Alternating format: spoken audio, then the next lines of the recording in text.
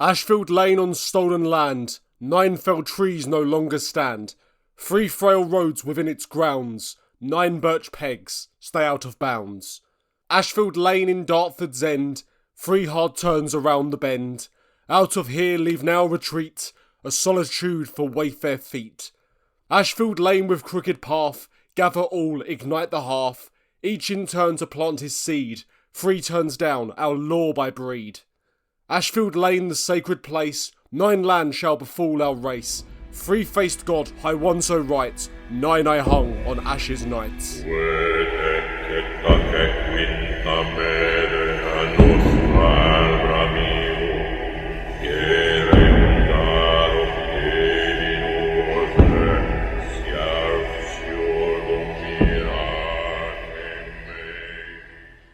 Good health to you, and welcome to episode 6 of the Fire and Hammer podcast.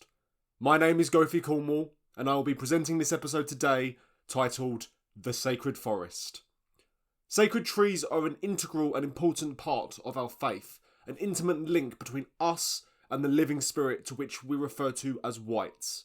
Whether it be the sacred oak of Fënor or the holy ash of Woden, sacred trees are as close to our hearts as any kinsman or clansman. In today's episode, I've brought on a guest, a learned man on sacred trees and on forestry in general, and a denizen of the Netherlands. I present to you Redbad's Hall. Welcome, Redbad.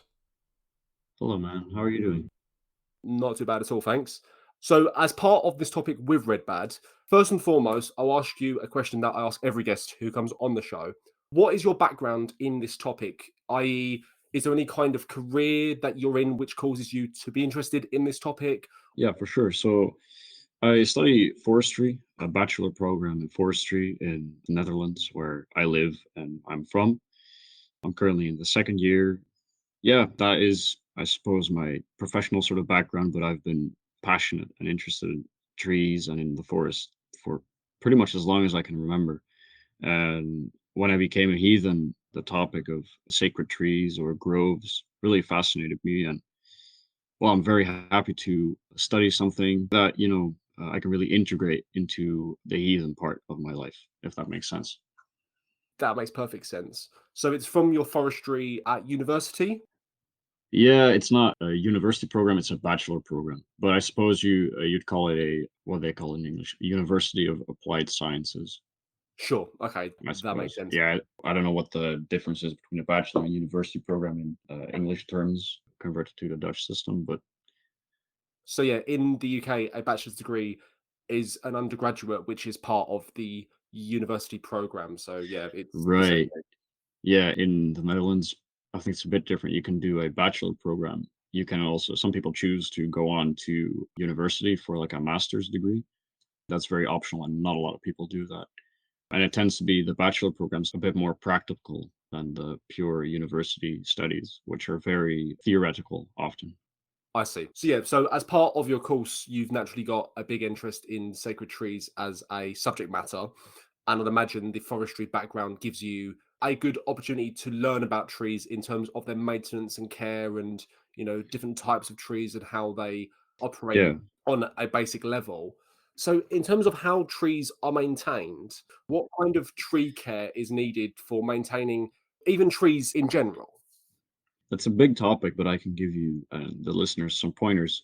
It depends a lot if there's, let's say, you want to plant a tree in your garden to perform blut at or libations. There will be different steps you'll have to take to make sure that tree, that the tree doesn't die after a few years and your efforts have been wasted. Of course, it depends where you live, but you should always make sure the tree won't get, eaten by deer or other wildlife, which is certain tree species are very vulnerable to that. Obviously, if you can take a course on pruning, which I can tell you about, but it's something you really have to learn by doing, or you can make it die, basically. Hmm, But when it comes to older trees, it becomes a bit more complicated since you either need specialized equipment to prune it, if it's, of course, a tree of decades or hundreds of years old. But there are some ways that are quite easy to see. If the tree is sick, there are often quite well documented signs that will help you diagnose what's happening. But often, a lot of people, I don't know if that's the case in the UK too, some landmark trees in the Netherlands that have been kept alive artificially, basically. There's one example I know where there's a big ancient oak tree, and it was a boundary marker, which was a common purpose for oak trees to mark the boundary between different villages or farmers, or, well, perhaps going back to heathen times, clans. Because, well, a rock, you can put it down, but you can also move it with a lot of effort. But a tree, you can't remove it unless you want to cut it down, and then it'll be very obvious who has done it. But there was this tree who was, I believe it was 400 years old, maybe even, no, it was older. It was older. It was at least 600 years old. But it was starting to basically fall apart under the weight of its own branches. So what they did is they put these massive iron rods through it to sort of make sure the branches don't fall down further than they already had. The first Dutch book that was written on basically tree surgeon science had a picture of that tree on the cover of it.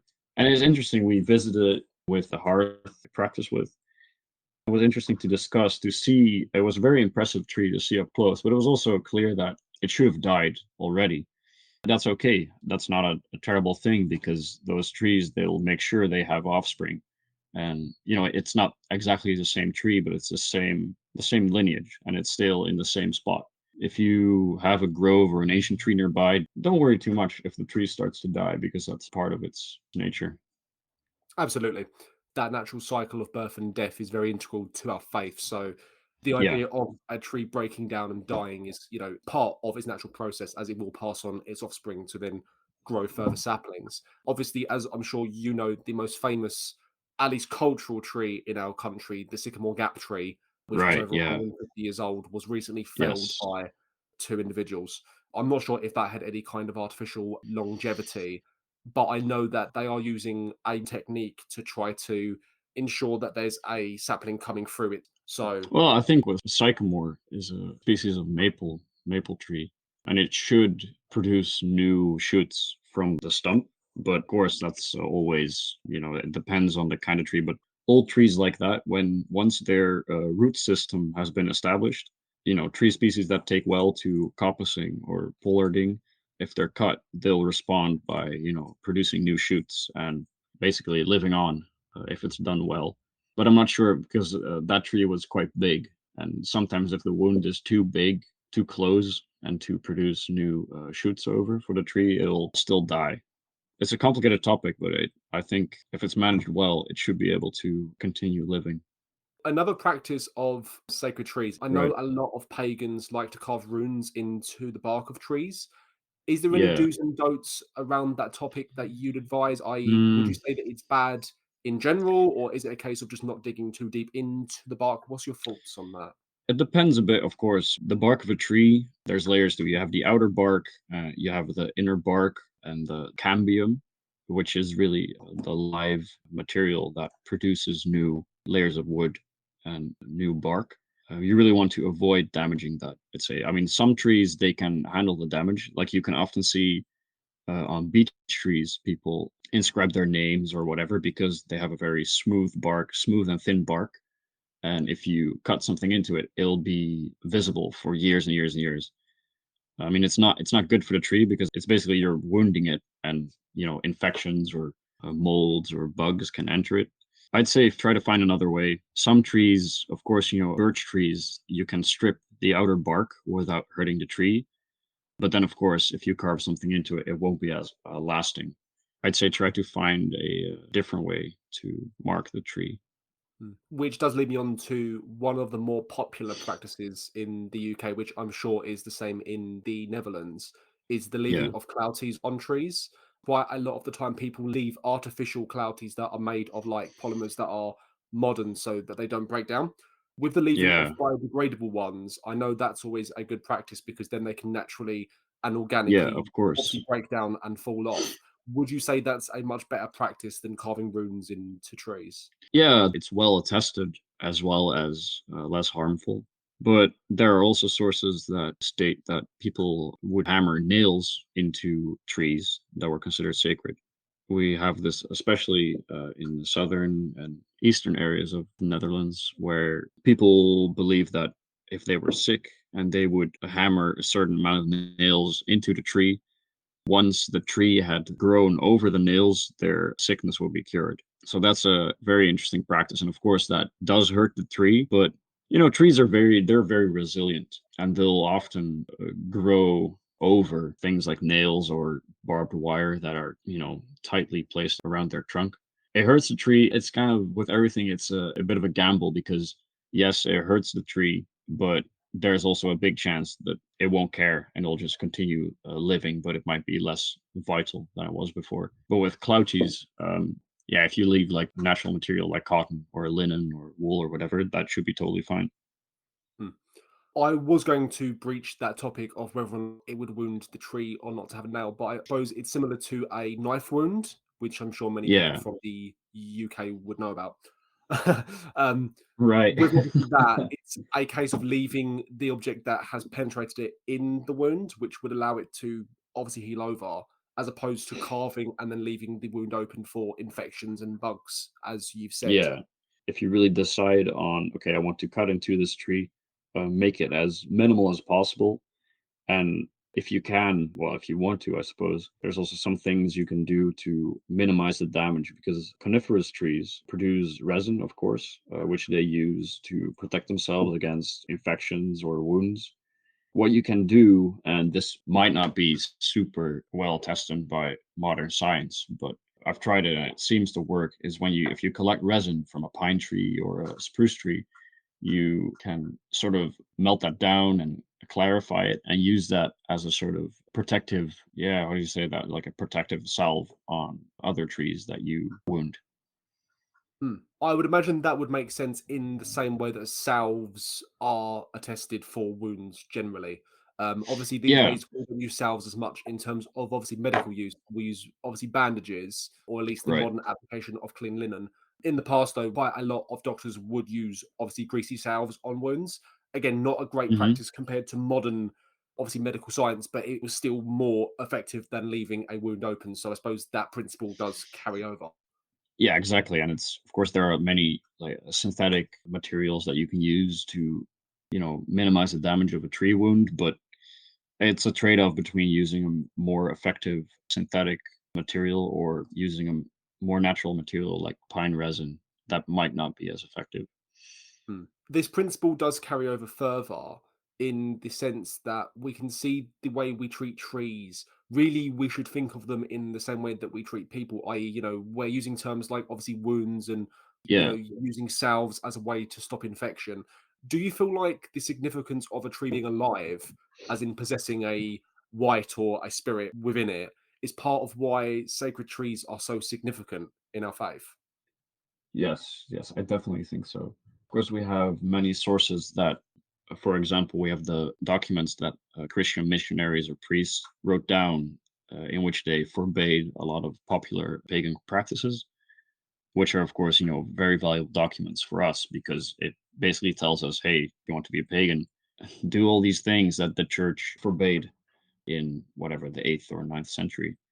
The terminology we use for trees and for people is often interchangeable, and I think it's true, and it's a very interesting fact because obviously in our lore, we are made of trees.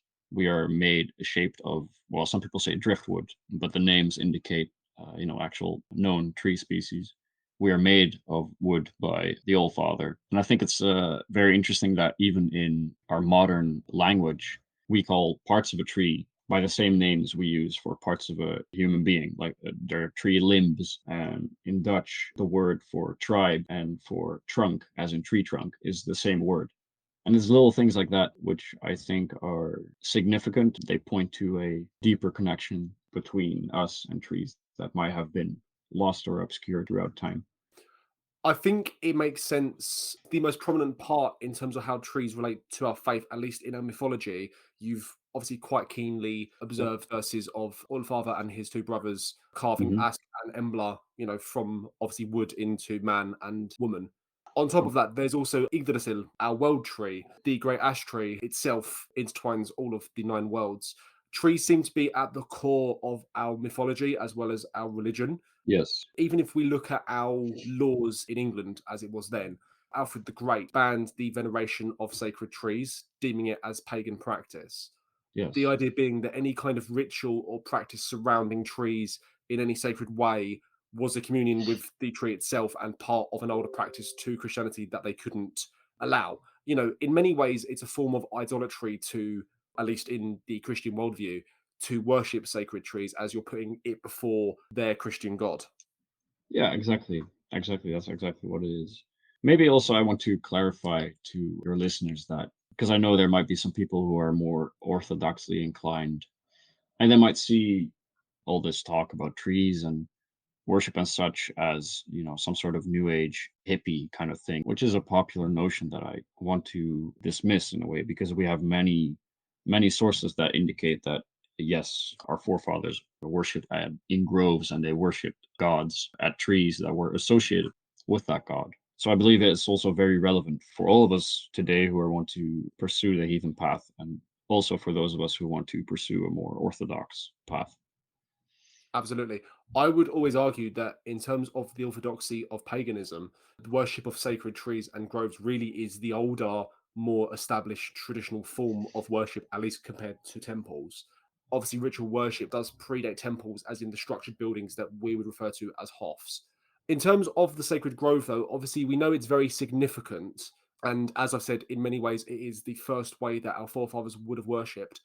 Do you feel like it's more significant than temples, as in Hoffs, or do you feel like they're equally as important? I think they are equally important, but they serve a different role. I believe a temple can be and I'm talking about, modern times. Like a temple can be really, really valuable and really powerful for getting together and creating a community also outside of rituals. And a grove can be that space for that too. But of course, in winter, you'd much rather assemble in a building as opposed to outside if you assemble with the community, with women and children, the elderly, perhaps. But I believe for a lot of people that practice nowadays, they don't have access to a temple or something like that. So a grove can be a really, really perfect alternative because it's out in nature. It's attested that our forefathers worshipped there. This is actually one of the issues that I've faced as a Gothi. I've been leading rituals for the better part of half a decade, and when it Right. comes to winter time, the leading of ritual does become quite hard here, especially if there's quite heavy snow. My robes are made of wool, pure wool. So in terms of my warmth, I'm able to wear, a cloak or some other insulating device over my robes, and I'm quite toasty. And for a lot of the guys in our circles, they're able to withstand it. But then that always begs the questions of if we bring women to these places who do come to them, they get obviously very cold, and especially with obviously young children and the elderly, there's always a concern that there could be, danger towards them. We do light a sacred fire, so the warmth during the rite is fine. It's just a question of actually getting to there and establishing and then closing up afterwards. So, yes, a temple in this regard would be a much easier way to not only conduct ritual in a way that is warm and able to be accessible, but also in a way that is more enjoyable. The cold isn't Yeah. enjoyable to suffer through by its very design. Yeah, that's true. But I suppose in a way it could, for personal ritual, it could also offer a great challenge and perhaps aid in meditation because the cold can also be a tool for, sharpening the mind and the willpower. Willingly enduring cold for long periods of time in nature can really enhance your mind in a way. Absolutely. And one of our best examples of that is of Volofather hanging from the ash tree for 9 days and nights.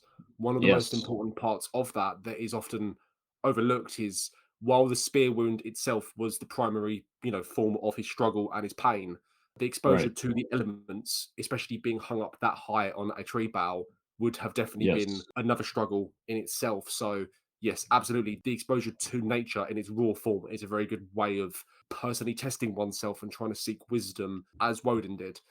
I suppose in my train of thought, it's if I'm holding ritual for a community, naturally every single rite is not going to want to be a personal challenge. You need to no, have a no, regular, consistent way of holding rituals that people can attend and not feel too pressured or like it's being yeah, too much of an overcoming process just to attend it. totally. That's totally true. And I do agree with that. And yeah, I guess it's kind of a difficulty we have to work around as long as we don't have temples of our own. It's something that yeah, we will solve as we become more organized and as we grow. But of course, if you are just a small group, and you don't have the financial means to obtain a building, it gets difficult. I suppose what we do with our hearth is for a midwinter ritual, we rent a group accommodation somewhere in a natural area, and we hold our ritual. We go out for the ritual itself. We go out to a special or noteworthy place nearby, preferably a burial mound, and often we can't find burial mounds nearby. But then for the rest of the weekend, we're in the building, and it's enjoyable for everyone. So yeah, if you can, I'd recommend something like that. One of the groups that I associate with, the half of Devon, do a similar thing during the midwinter ritual. They rent out a large building in order to have the rite in a warm environment where there's space for everyone to attend. It is difficult as your numbers grow in a half to accommodate everybody in a way that makes sense. Naturally, Yeah, groves are very lovely during summer, especially when it's obviously nice and warm and people can share mead around an open fire in a woodland. That's always fantastic, but when it comes to the colder months, there's always more of a struggle in order to do that. Off of that topic, one point of interest which is often discussed. So, to preface this, with the way the priesthood works in the modern pagan sphere, is right. we operate somewhat of a pan-pantheon approach, if that makes sense, where we obviously venerate all of the gods and goddesses, not necessarily equally, but at least equitably, so that they're all somewhat covered, depending on obviously which blots are most attested or appropriate for them. As we know, the priesthood of old, the Gofar of old, operated on a more cult-like operation, and most Indo-European faith is built upon this idea of god cults. And because of the spread of the faith and a means of accommodating all pagans, especially for how few of us there are on a global level, at least in the West, we operate across the board for all of the gods and goddesses. As we evolve further into the faith, we're naturally going to establish god cults through word of mouth, through connection, and through devotion. And this will be a natural organic process that will change and splinter out, and new traditions will form because of that. And that's fantastic. In terms of sacred trees, with the fact that so many of our sacred trees are named for or linked to gods and goddesses, do you feel like it's an important thing, at least going forward, to dedicate sacred trees to singular gods and goddesses as opposed to just having them as a general catch-all dedication towards the gods as a whole? Yes, definitely so. And I believe it's logical because many trees are attested by research. We can infer them to be associated with particular gods. And we know, of course, from the sources that there was the grove of Nerthus, which obviously she was the primary goddess worshipped at that grove. And I think maybe that's also a good opportunity to cover the, specific tree species that are, considered most sacred in heathenry. Yes, absolutely. It makes sense to me because if there was a dedication towards a god or goddess in a specific grove and the trees that reflect them naturally grow in those areas, it seems to make sense to consecrate the tree towards that specific god or goddess. Yeah. In terms of the etymology of grove as well, this is actually an interesting point in England. The suffix "ley," which is found in quite a lot of common place names, Ley, has a meaning rooted in the term grove. It seems to have referred to some kind of cleared space that was used for ritual. Where I'm from, Bromley, actually has that same suffix, and Brom itself is a prefix which means broom, as in broom bushes, which grow quite a lot across where I'm from. So with these word places, they seem to designate some kind of significant meaning. One such famous example is Chewsley, which is in the southeast, which we believe was some kind of sacred space towards Chew. So even in the Yeah. migration period, it seems that our ancestors had this mindset of dedicating groves towards specific gods as opposed to just towards all of them. Right. Yeah, exactly. And it's funny you mentioned that about the etymology because in Dutch we have the same, except it's Lee, it's Lo, which is L-double-O. It has the same etymology. And there's a place called Heilo, and it basically means etymologically sacred grove. So we know, and some people theorize that the famous grove of Baduhenna was located there, but we don't really have any evidence for that. Mm. So I think maybe it's interesting to talk about the specific trees that we know are more sacred, and maybe that will also help people find groves nearby or find trees at which they can perform libations and rituals. Yeah, as we know, obviously, one of the most famous trees is the ash tree, which is associated to Woden.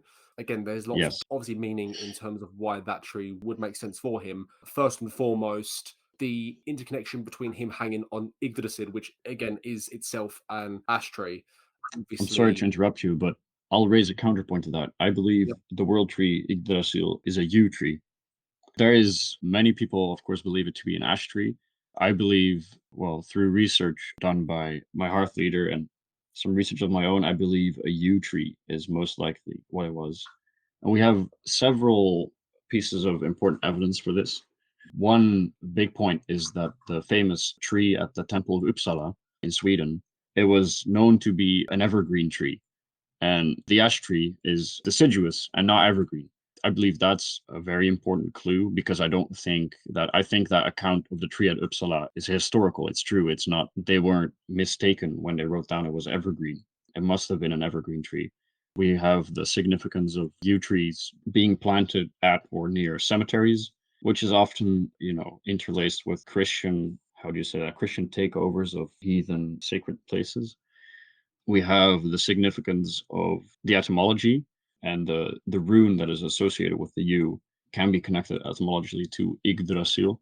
And some people believe, well, Yggdrasil is believed to mean Eager's, how do you say that, horse, or Eager's ride, which is then a kenning for the tree that Woden hung yes, on. I believe there's one Turvil Petra, the scholar. He argues that Yggdrasil means Ugr as in you, connected to the rune. Maybe more important to my locality is that all the rune inscriptions, the Frisian rune inscriptions that have been found on wood, were carved in yew. And on one inscription, it mentions that it's not a perfect quote, but it's an inscription by, I think his name is Vimud or something like that. And mm, he carves that may his home and hearth prosper by the yew, which implies that he probably planted a yew tree on his property. And perhaps that was also a way to bring the sacred tree that was considered the world tree into his garden. it's quite a bold claim to believe that Yggdrasil is a yew tree, and quite interesting actually because it contradicts Velaspa, which is one of the most central sacred Yeah, texts. Obviously, this is verse true. 19 starts Askvetet standa heiti Yggdrasil, which means an ash I know, Yggdrasil, its name. But I also believe in the way, and this is a claim that I really need to do more research for, but I believe that in a lot of the sagas and poems, ash is used as a general descriptor of a tree. Often it means ash, but often it's also just used to describe a tree in general. But I do admit that I need more evidence to support that claim. But I Hmm. believe that the largest piece of evidence is the tree which stood at the Temple of Uppsala, Hmm. which was said to have been evergreen, and ignore the fact that the ash is not an evergreen tree. As we know that with the way sacred trees operate, they obviously have different dedications towards different things, and they have different Yes. obviously roles, from tree to tree. Is there any attestation that the tree at Uppsala was actually dedicated towards being Yggdrasil itself, or could it have been another sacred tree that was used for a different purpose? Yes, that's very possible that it could have been. But I think because the tree, well, the temple at Uppsala was so hugely important, I believe it would make sense that they would there have a tree that was representative of the world tree. But yeah, I admit it's a controversial stance, perhaps, but I don't think it's unrealistic. But we have other tree species that are much, much less controversial. Yeah, and like with any claim, whether good or bad or found or false, that good amount of research is always necessary. But that's quite an interesting theory, so I'd like to see how that plays out. Moving on to the general association of trees, the ash tree is associated to Woden. Naturally, we have the Yes, oak tree that's linked to Fëanor. the ash tree dedicated to Woden, I do agree, and dedicated to men in general, as of course being the progenitor of men. And then we have the counterpoint of the elm being the progenitor of women, and therefore associated with women. And I think especially the ash tree, the properties of ash, because it's a very strong but yet flexible wood. And of course, it was used to make spears, and nowadays it's used still to make tool handles. I think it's super interesting because the natural properties of a tree will sometimes align with properties we ascribe to it through heathenry. And I think men should be in ways like the wood of the ash tree, strong and flexible. Yes, absolutely. That's a very important signifier towards Woden himself, who is a very masculine god and had a lot of patronage amongst Yeah. kings and chiefs, especially. If we look at the Anglo-Saxon Futhark, we have a list of all of the trees that are referenced by name as having rune cognates, which seem to indicate some kind of Yes. significant or sacred meaning. We naturally have the oak tree, we have the birch tree, we Hmm. have the yew tree, we have the ash tree, it seems to be somewhat of a compendium of quite a lot of our sacred trees. Do you believe that there's more trees that aren't referenced here? Yes, I believe we can identify 9 in total, and we've mentioned oak, we've mentioned ash, elm. There is the rowan. Yes, rowan, birch. So what we've got willow, yew, which I've mentioned, discussed a bit, lime or linden, and hazel. And I'll go into each of those a bit. So the rowan, super interesting tree. It's quite a humble tree. It doesn't grow very tall. It usually doesn't grow very big either. And in the mythology, of course, it is said that Thunor was saved from drowning in the Vimur river by a rowan tree that bent over so he could grab the branch and climb out. So it's a very, very wonderful story. But also the rowan is etymologically connected to magic in quite an interesting way because rowan and the Latin name sorbus both mean red or to redden. And it is known that, of course, carving runes were reddened with blood. Now, this is, of course, perhaps more speculative, but we can imagine that instead of blood, perhaps other red liquids were used. The berries of the rowan are very red, and I believe you can also make, well, a red liquid from them, with which perhaps people colored runes. But we also have some evidence which is more attested, which is that people use rowan berries and twigs to ward off evil witchcraft inside their home and outside.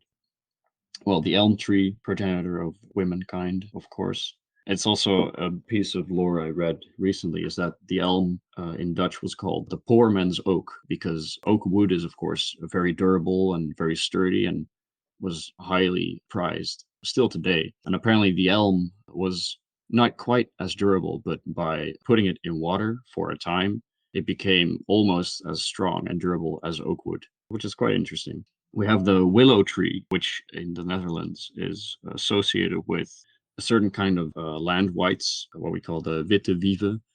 I suppose that directly translated, that would be the white wives, who are, well, many different things are said about them, but they are most likely a form of Disir, female deities, minor deities, land whites that roam natural areas with a lot of water and a lot of willow trees. And willow trees were also often used to tie clouties, as you would call them in English. They were used as trees that, would take people's illnesses for them, by tying the clouty or hammering a nail into them. And other tree species were used for that as well, but the willow is a notable one. People often assembled the thing under an oak tree or an assembly which was more militarily and masculine that was under oak trees often and within hazel trees, as I'll talk about in a bit. But lime trees were for more civil affairs and especially for marriage. They were used. I don't know if this practice is common in England, but in the Netherlands, there are many sayings and practices that involve linden when it comes to marriage and love.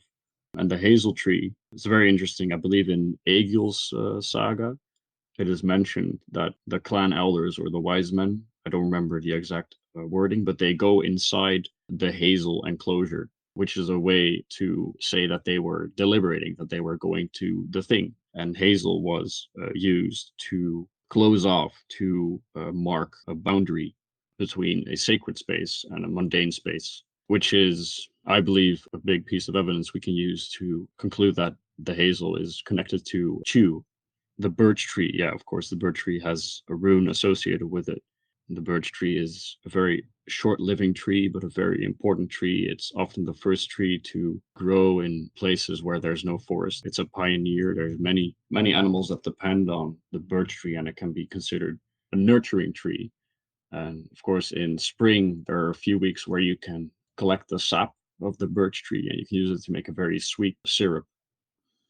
Yeah, in terms of the hazels, quite a few groups use hazel poles as a way of indicating a sacred Yes. space, whether it be a temple or a sacred grove. So that's absolutely a living practice that we use. Yes. On to the next topic.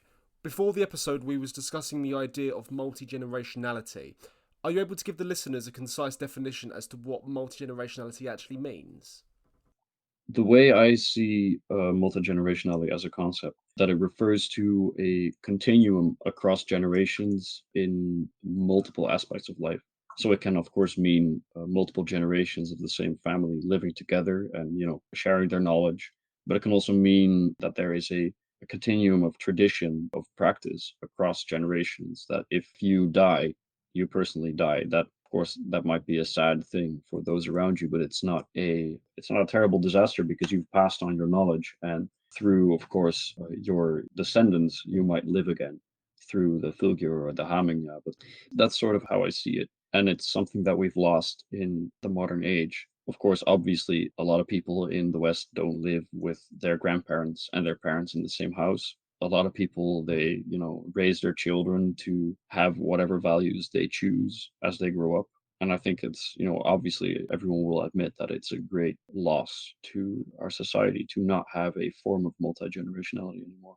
As I'm sure many know who follow my essay writing, I've always posited that clanship is one of the most important, if not the most important, structure that can exist in one's life. You can refer to my essay, The Clan and the Self, for more information on that. A big talking point amongst school age children and generally anybody who's educated in the UK is this idea of community cohesion as a way of trying to get on with your local community. While that is Right. very important, and we definitely have had a massive breakdown of that, I've always been more interested in the idea of how clan cohesion has affected people in the modern day. We unfortunately live in a time where more kids leave home than ever before to try to seek out employment, to try to seek out new opportunities. In the past, it was quite hard for a family to deal with their children moving out of the household at all. But we now live in such a global world that people are willing to move across the entire globe just to find employment or find a new opportunity and get away from their parents. So, how do you feel like society's been impacted by this breakdown of clan cohesion? Yeah, well, exactly as you say, it's people moving away and therefore, they don't stay in their locality, they don't help their parents, they don't help their grandparents. The clan structure, the clan cohesion is lost. And of course, people don't realize that we are people who are naturally living in clans and family clans. But it is the truth, people stick together through families. What we lose when it breaks down is, of course, that we can't properly transmit our traditions anymore. We can't, keep the spirit alive. Because let's say that I don't have children yet, but God's willing within a few years. But let's say I raise them as my parents raised me, then there is a big chance they'll turn 18 or whatever, and they'll say, "Well, Dad, it's all nice and well that you want to be a heathen, but I don't agree with you, and I'm going to be an atheist or a Christian." And if I raise them with a modern mindset, all there was for me to do would be to say, "All right, well, that's fair, that's your choice."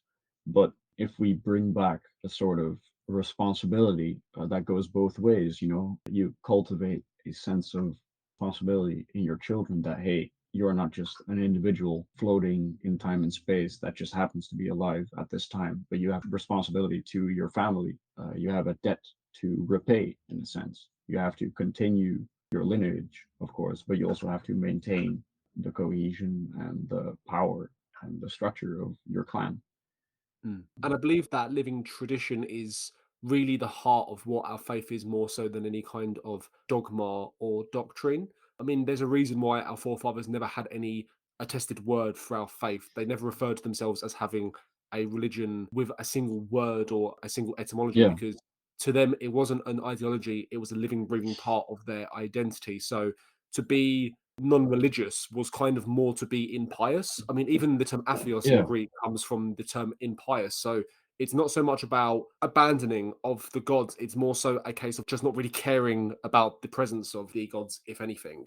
I would like to think of it in the same way that trees grow, which is the central topic of our conversation today. You know, it takes decades to hundreds of years for yeah, trees to reach maturity and full strength, but they all come from obviously single seeds and acorns. With heathenry, it's not something which we can just plant and expect to blossom within 5 to 10 years. It's going to take generations to reach its full strength. All we have to do, really, similar to how a forester would, is just maintain that sapling and make sure that we pass on something better than what we had when we first came into this to our children. Yeah, there's something I saw. Let's just say I'd like to tell a story which for me, it really tied this all together. And it was when I went to Poland this last summer with the study association at my school, and we went to the ancient forests in the very eastern part of Poland, forest of Białowieża, forest of the White Tower, as it would be translated in English. And we went there, and we went on a guided tour through the most protected and ancient part of those forests, which was magnificent. There were ash trees, just gigantic. There were oak trees, of course, that were gigantic. There was the largest elm tree of Europe. Sadly, it had died, but it was there in that forest. And there was something interesting there. There are bogs, or, well, low-lying fens that are, I don't know the terminology in English, so you'll have to forgive me, but of course, a bog is formed by stagnating water of some sort and plants growing, dying, and then because they die and they lie underwater, they don't decompose with oxygen, they decompose without oxygen, which forms peat. And that process goes on for a very, very, very long time. Actually, it goes on for such a long time that to form 1 meter of peat, it takes, I believe, yes, forgive me if it's wrong, but I believe it takes either 1,000 or 10,000 years. And in some places in the Netherlands, we've removed 6 or 7 meters of peat. So you can just imagine how many years it took for that layer to build up. But what I was going to say is that there were these bogs in the Polish forest where there were alder trees growing, black alder. And they were growing there on a sort of tiny hill, like a tiny hump that was slightly raised above the water. So they were at their optimal height for their roots to take in a lot of water, but they wouldn't be drowned. And those trees, the guide started telling us about how they got there. And it was so interesting because they are there on the exact same spot that their ancestor tree, if you were to call it, was standing. So because through the generations, these trees, they start growing and they die and they create their own little hill for their descendants to grow on. Their descendants will grow in a spot that's perfect in terms of moisture level, in terms of that they won't drown if it floods, which it does every once in a while. I just thought that was a really, really beautiful thing to witness how those trees, without consciously doing so, or perhaps they do, I don't know, consciously doing this as humans do, they create a perfect environment for their descendants to flourish in, which I think is something that we should strive for as well. Absolutely. As a parent, especially, the idea of allowing our children to inhabit a rich environment that we've created and maintained for their benefit is of utmost importance. There is something somewhat dysgenic with a lot of how people feel towards the passing on of generational wealth, of generational well being, in that lots of adults these days either get jealousy or some form of grief that their children surpass them and outlive them in their deeds and their actions and their ability to Yeah, gain success and wealth and fortune. When in reality, the most prosperous thing for anybody, the most lovely thing that any parent could have is for their children to surpass their deeds, because it means yeah, that they've done their job in raising them to be the best example that they can be. And exactly. they know that in turn, when they pass on and their children have children and their children have children, that the deeds will carry on and each generation shall surpass the next. Exactly, exactly. So, yeah, exactly. Let our families be like families of trees growing in acidic bogs where we might suffer now, but we pass on something that leaves our descendants with a better chance of surviving. And that effect accumulates through generations. And eventually we will be in a similar place, in a similar society that our ancestors lived in. I really believe that. Hmm. That's a lovely place to finish up our episode. I'll finish up with some wildcard questions, which each of these are, there's no wrong or right answer towards any of these questions. It's more so just personal preference. Last episode, Oath Smith answered really well towards the first question, which is more akin to what I believe, but I'm just curious what your thoughts are. In the 21st century, we do find ourselves, as I've mentioned before, worshipping all of the gods equitably. However, people do have personal preference and personal devotion, and there's also different roles, and we live in an ever-changing world where different gods may hold domain, and we need to try to work out where gods reflect in this modern world. What's your thoughts on which gods or goddesses are the most important for the 21st century pagan, if at all? That's a good question. I think there are two gods for us that are most important these days. Well, it might not be a very unique or controversial choice or whatever, but Woden and Thunor, I think, are very important for us today because we live in an age that is very hostile to us. And I believe we need to, like Woden, prepare for war in a way. And maybe might not be a physical war, but it's a war for our attention, our time, our resources, and for our heritage, of course, or for our traditions. We need to prepare and be able to fight in order to protect those things. But I also think that nature of Thunor can offer us very helpful guidelines because we should fight, yes, but we should also be a friend to each other, a friend to mankind, a friend to others who might not see things the way we do, or who might be, receptive to it, but who we have to. And maybe this sounds like I'm saying we should proselytize, which I don't think, but I think we should be open and public about our beliefs and about our stances and not secretive. It's a case of the faith as a whole being very exoteric in terms of the Yes. basic practice and structure of the faith itself. Again, it is a community folk faith, so it can't be practiced in secret. Yeah, and I think also because the nature of some gods and especially goddesses is more mystic in a way and requires a sort of safe environment. And I believe right now we do not have a safe environment for us to really develop some of the more vulnerable parts of our faith. And on to my last question, which I likewise ask all of our guests. What's your view on the returning of a priesthood into our faith? Do you feel like the faith needs a priesthood? Yes, I definitely believe that. But I think it's also, of course, it's a difficult topic because we don't have any established institutions or we don't have any of course, we don't have anyone who can say, well, I am descended from pagan priests. It's impossible to reconstruct that. And it's impossible to know that. But I do believe it's important. I believe people who are gifted in that sense, people who show they have a gift for, leading ritual, for memorizing poems, and people who are very learned. I believe those people should be the ones carrying the torches. Mm. And it does seem to make sense that with the way the priesthood works, I mean, none of us are able to claim any kind of descent, as you've said, of any kind of true lineage of pagan priesthood. It's just a case of, like with how priesthood started in the very earliest days as descended from Volfather, it's a Yeah. case of that line of initiation has to come from High One himself. There's no way to truly claim any kind of living tradition as it was unfortunately severed.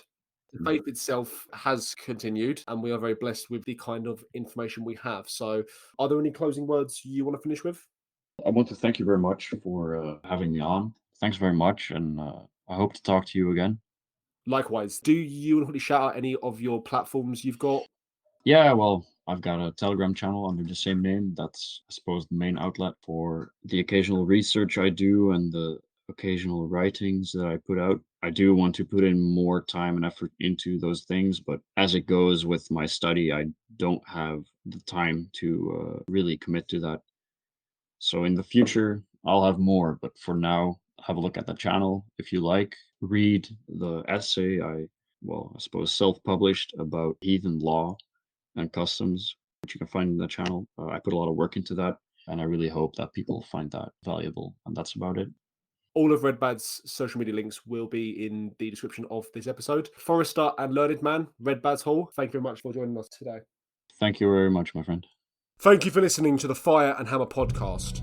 If you'd like to keep up to date with any of the Order's activities or the activities of any guests featured on our show, please see our shared social media links. The Order greatly appreciates your support, for it is the heart of the fire that keeps us alive. Hail the gods.